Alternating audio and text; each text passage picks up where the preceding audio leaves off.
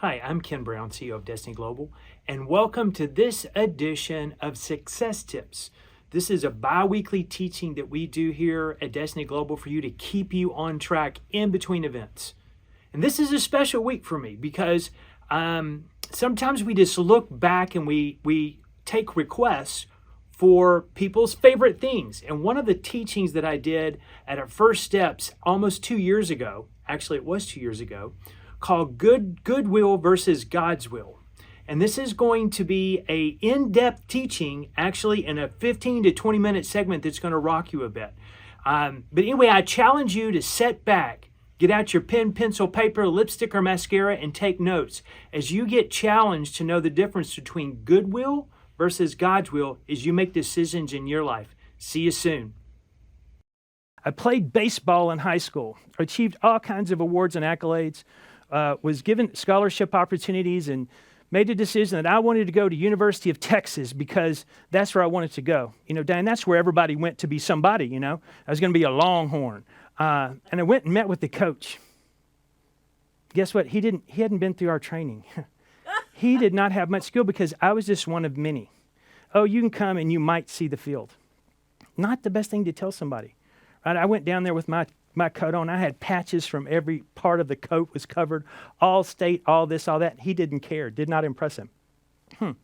Maybe I was a little prideful as well, probably wearing that jacket, now that I think about it. But made the decision to attend Dallas Baptist University and played baseball there until I blew out my shoulder and then learned what it was to have my first bit of dreams kind of subsided because I went from being able to throw the ball in the high 80s to about 60.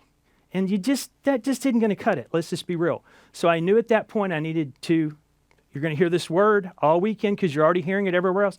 I had to learn the word pivot before I knew what pivot was, right? I had to make a decision, right? And that was what I was going to do. Well, I had a vision that I was going to be an attorney. I wanted to be like this attorney here known in the state of Texas. His name is Racehorse Haynes. And he has his own law firm. It's big now. It's got a lot of other people in it. Why? Because he never lost a case. He was the guy everybody wanted to be. He was the guy, he had fame, he had fortune, he had all the things. But I'm not sure the rest of his life looked the way that I probably wanted it to, but I didn't care because I liked all the stuff, right? See, because as you go through the weekend, you're going to learn about this thing called GEMS. And no, that's not a person. It's GEMS. And that is everyone has value. So I am a Ruby. And that is a person that is driven, right? I'm going to go conquer the mountain. I'm going to go climb that hill. I'm going to go do this. So that's what I wanted to do. And so I trekked through college, made very good grades, got accepted into law school, headed to law school. At DBU, I had met someone, this girl named April Brown. And she was a pearl sapphire. And again, you're going to find out what all this is, but I'll give you just a brief description. A pearl is someone that is service-oriented, and a sapphire is someone that likes fun. So she's a person that likes to serve people, but she's also a lot of fun. And so I'm telling you about the others. There's one more gem, and that's an emerald. And that's someone who pays great attention to detail, which is really my secondary gem. So I guess I just covered gems, didn't I? No, you're going to get that tomorrow, believe me, in spades, because we all need it. It's really one of the main reasons I'm here talking to you right now, because gems help transform me. So April Brown, who is my wife, I met at Dallas Baptist University. She was off going on her own trek and decision. She was going to another really bad school. It's not, but it's ETBU, East Texas Baptist University. And she was feeling led to go to DBU because someone told her about it. Her mom encouraged her. Well, we met there. Well, as I was going off to law school, there was also this decision. Was I going to stay with this girl who I knew loved the Lord and was making a lot of right decisions, or was I going to go off on my own? And I call that goodwill versus God's will. Right? Goodwill is, I could have gone off and had this life and done this, and I actually went to law school. I made that choice to go to law school. And I got to law school, and April and a group of people were praying that I would make a decision that would have been different than that. So they kept praying and telling the Holy Spirit, if that's not where he's supposed to be, that you would move in him and you would make him miserable and you would do all these things. And thank God they did, because I became just that. First week, realized this was not for me. Boxed in, everything. I had it with the torts and first thing they gave me was a book as thick as an encyclopedia. For those of you too young to know what that is, that's a really thick book. And you had to memorize this thing. Not just know it, but memorize it. And I'm thinking, this isn't for me. This isn't turning out exactly what I hoped. I want to go have the result without doing the work. It's part of the problem, right? So, guess what? Holy Spirit woke me up in the middle of the night, turned around, headed back to Dallas, got down on my knee, and I said, April, will you be my wife? You know what? She said yes. And that really set a precedence in my life that changed the direction, because I changed from goodwill to God's will. And God's will always will win. Always. Always, always, always. And that set a path up for me. That choice alone not only gave me my wife, but it led me to my first job choice, which I started to work at a company called EDS. It's called Electronic Data Systems. And the person that was the CEO, he's actually on his way out, was named Ross Perot. And this company was filled with great people. In fact, the motto was, eagles soar, they don't flock. In fact, if you're going to flock together, you need to go to work at IBM. Sorry, folks that work at IBM. It was just a saying, okay? So you can figure out the rest of that. There was a reason, because Ross had some skills that he had poured down and put into teaching methodologies, kind of like what I'm going to be going through tonight, that set foundation for who I became as a business person, for who the values and things that were entrenched in me. A lot of them came from a book called the Bible. For those of you that aren't familiar with that, that's a book that we believe holds the truth given by our Creator to us to follow. And much of the foundational things that we're going to be teaching you this weekend are from that book. And whether you want to believe those or not believe those, that's going to be up to you. But I can tell you that fundamentally they're all true, because you're going to see thousands of people that have applied the results from this teaching and have amazing results in their life. They paid off millions in debt. Relationships have been restored. Marriages have been mended. They've overcome fear. They have been gone from a state of paralysis literally in their life where they could not move forward to take a step outside of that. So those type of skills is what was being poured into me. I had great leaders surrounded by me and worked my way up. My first job was not this big, high, mighty position. I was hired into the executive development program called the Accounting and Financial Development, right? There was a need for these type of people in the company. They wanted stronger financials, and then you would progress through that program, and then you'd go to the next, and the next program was SED. I had to system engineer. You had to learn how to code. That's what the company did, so go figure that. So you had to learn how to code to make computers do what you wanted them to do, right? Giving them instruction. So had to go through that. And by the way, if you didn't do well at any one of these, you were fired. It's it was just straightforward. No different than our coach would tell us, as Danny would tell you when she was set in front of this one person. He said, if you don't do exactly what I tell you, I'm going to fire you. Well, I had a similar type of experience, right? Except mine was, I wasn't going to be fired from being mentored. I was going to be fired from my job that I started and had this whole ambition and dream of. Well, I spent 15 years at EDS. I met wonderful, amazing people. And I'll be sharing some more of that story later this weekend. But I got to tell you, the opportunities that were given me and the people that poured into me are names that you would recognize on bookshelves. You would recognize their names from the Wall Street Journal. You'd know some of them from the businesses that they own and operate, most of them multimillionaires or billionaires. Most of my close friends that worked at EDS are CEOs of other companies. Right? I was the CEO of a company before I came here. And that's a whole other story unto itself. I'll talk about that at Dynasty. So might as well get ready for that one. Because that just will fill in some gaps for you as you get to know who I am better. I had the wonderful ability to learn from people.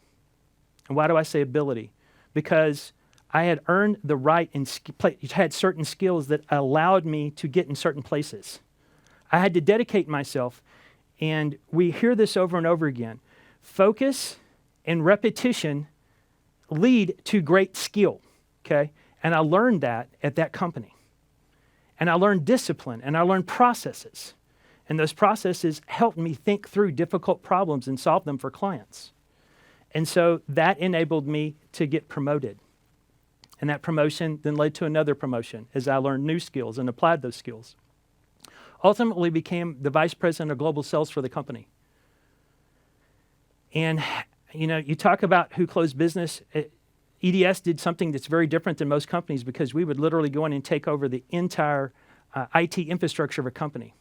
And in my career, I've closed over $6.8 billion worth of business. And that's a lot of work in it. It's a lot of zeros too. But I will tell you, I did not do that hardly alone. It required people around me and the ability to communicate, which I wished I had some skills that I had today from Jim's because I would have done some things much better. But I did enough to get by and succeed, right? To the point that I became desired and speak to people and go speak to corporations and talk to them and tell them how to do things better. I was voted the most outstanding sales leader and went to American Marketing Association and spoke in New York City back in 2003. And, that brings accolades and a lot of things to it. But one thing was not always going well for me, is I wasn't always treating my family as well as I would do things at work. And that was always nagging behind. And another thing that was here is I was earning a lot of money at this time.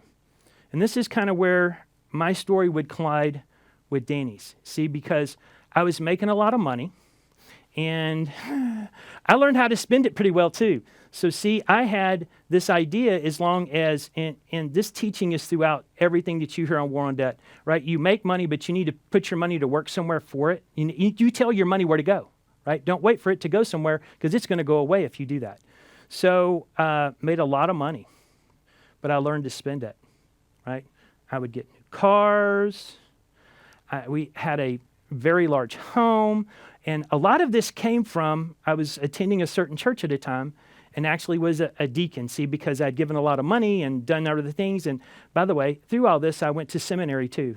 I mean, seminary, whichever one you want to prefer, right? Because I had thought I'd made enough money, I was going to go into the ministry and I was going to go change the world and started heading down that direction. Got my master's degree in ministry and began to see things through that process that I did not expect to see. I began to see that the church was very much like a business. In fact, it was a business. They would do marketing, and Danny's told all of our grads, you know this, they market, they do the whole programs, right? And churches have a great place in America, right? They set structure, they sit down, they do a lot of good things. But one thing that they don't always do is they don't care for the original message that we're given to care for the widow, the orphan, the poor, and those in need, right? And so I began to see gaps with that, and that led to, I'm going to call it a crisis of belief, is, hey, we're not doing the things that we should be doing. And so much so, I would take my bonuses instead of paying off debt because my paycheck was bigger. I had more money than month, right? So at the time I had more money, I'd get to the month, I had money left to row. So I can go buy more stuff to fill that up. Oh, really bad idea, right? So where my story and Danny's collide is no matter where we came from, I ended up in the same place. I had a lot of debt, right? A lot of debt. And needed to figure out how to get out of that debt in a sophisticated way that I thought was going to be the plan, right? So we had financial freedom and all these different tools. Sorry, I mentioned that. But these different tools that people were going through and they were going to help me and I was just, I was going to make that happen and it really did nothing, right? So that continued down another path where I said, okay, April and I had an idea. And April is, of course, my wife and just a brilliant woman. She's an earned doctorate herself. So she had come up with this great idea, see? This idea was that she was going to build a system so people could trade a certain thing and be able to do it because they have all this stuff sitting on their shelves and people can get it from them because it's out of stock. And then, so it's a wonderful idea. So I said, yeah, we're going to do it. We're going to build this thing together. So I take off, set up the meeting with my team. I had my own company at the time, pull in the engineer, go to the meeting, sit down at the meeting, get down and go through the whole thing. April had met with me the night before. I heard about 3 words she said probably. Because see, I went into the meeting as my Ruby focused on making money to do what I wanted to do with it. And she was going into the meeting to donate that money, right? She has a heart just like Danny, right? And so a portion of everything Stern is going directly to this foundation. And then she introduced me and she talked about King's Ransom. So the first introduction I got to anything that goes on DJC-wise was King's Ransom. So that led to a long discussion. And then I'm going to go back to this. I'm going to jump back to the meeting. So we go to the meeting and we're with my engineer. I go through this whole thing. I ignored everything that I basically just told you about that donate button. And we go to the car and we get in. I said, man, that was a fantastic meeting. And she looks over and she goes, I'm done. I'm out. I'm not doing this. And I'm trying to convince her it's good. She said, well, I've heard of this training from some of our friends, and I think it could really help us. And so then she introduced me to the teachings of Miss Danny Johnson. And so that took me down a path, and I was still kind of skeptical. How can this be that we're going to talk about marriage, relationship, money, finances, all these things in a weekend, and it's going to do anything? Because, see, I was an executive, and I've been trained by the best. I had people that you read on the shelves in my office talking to me. I had Ken Blanchard, people, I'm not going to name all of them, but some very big names. The 1 Minute Manager, he was in my office. He talked to me for a minute too. Isn't that great? So when you think about it, I had all this teaching, but you know what? I never took what was taught at work and took it home. Ever. Home was home. Work was work. I wouldn't say church was his church because we absolutely love the Lord, but we were given really bad instruction.